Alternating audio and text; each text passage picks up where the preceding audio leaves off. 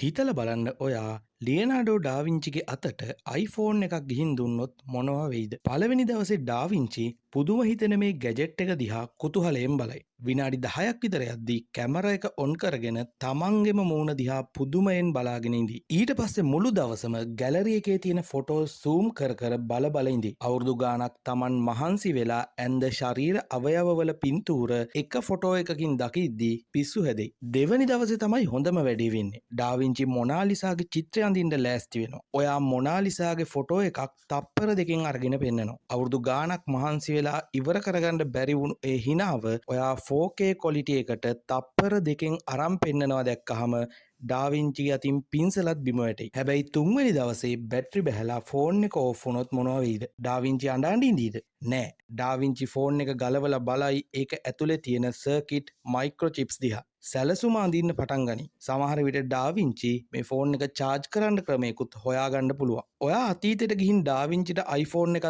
දුන්නොත් ඩාවිංචි මොන වගේ ෆොටෝ එකක් මුලින්ම ගනීද?